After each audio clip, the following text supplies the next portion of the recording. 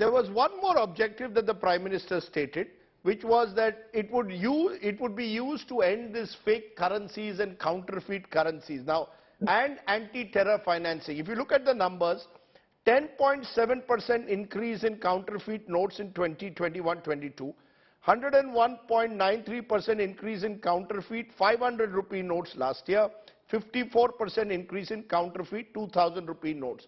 It appears, therefore, if we look at a white paper, and unfortunately there is no white paper that's officially been made available, Zayed Zafar Islam, there are obviously some benefits, but there are some goals that did not materialize. Will you concede that like it was a hugely disruptive measure, and as some people have suggested, there were other ways perhaps to go across through demonetization.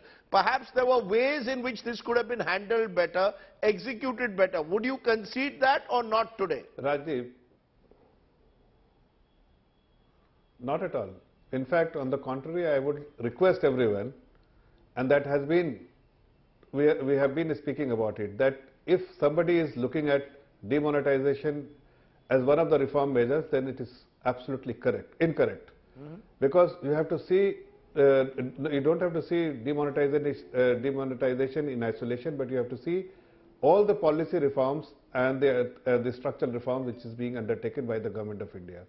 And it is one of them. The overall objective of the government to ensure that there is a surgical strike on black money, to ensure that there is a push for digitization, to ensure that the number of taxpayers must improve, and of course the tax collection must improve. Besides that, there should be growth.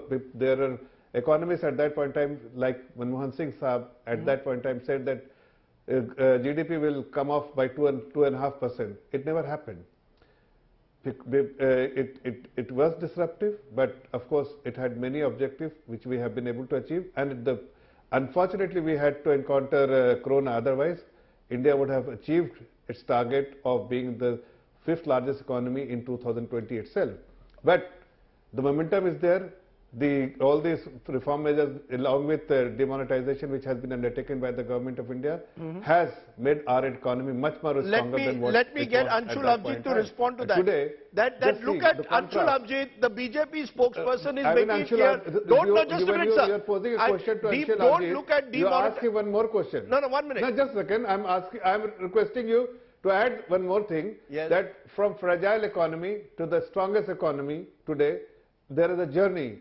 And that was not possible without taking firm decision and through policy measures and structural reforms. Okay, whether demonetization was a structural reform that was needed is a question mark. Anshul Avijit, you want to respond? According to the BJP, don't look at demonetization in isolation. See it along with other measures that the government took over that entire period. I'm not looking at it in isolation at all. In fact, demonetization was not an economic measure in the least. It was a political measure. It was couched in a moralistic economic language. But it wasn't that. You have to see it with other, he's absolutely right. You have to see it with the other objectives of what the Prime Minister did, which is dehistoricization. I've been saying that all along, whether it's central vista, whether it's rewriting of history, whether it's other things, it is in line with that kind of dehistoricization that Naya Bharat is born in 2014, that we have slavery, there is a colonial hangover, that we have to invoke historical ancient India, and the recent past has to be obliterated. It has to be seen in the project of cleansing and purging, and in that particular context, it has no economic, it was not about macroeconomic management in the very least. Okay, you're saying it was a pure political objective, it was meant to sort of create the impression of a holy war that was being waged in a way against the so-called corrupt in the country. S.C. Garg, you were in government at the time. Do you believe that it was basically a political objective, or was it an economic objective, or a bit of both? See, I joined the government about 10 months after demonetization here, but certainly I have looked at the papers. As I said, the intention was perfectly right. The idea was to eliminate black money and terror financing and other kind of things. But the instrument chosen for a flawed understanding that cash equals black money was not really great in my judgment. It was a political judgment largely, not an economic judgment instrument. And the whole thing proved a bit of a misadventure at the end. That's what my sense is. Okay, final word from you, Siddharth Zarabi. Do we need a white paper? Is that the way many of these debates, because with every passing year, you've had Manmohan Singh no less calling it organized loot and plunder, and you've had the government of India calling it at times that, not specifically mentioning demonetization, but suggesting, interestingly, the last 6 years have been game-changing years. Rajdeep, the Arth Kranti Pratishthan of Pune had actually first sown the seeds of demonetization, and which was then further spread by, among others, notables like S. Gurumurthy.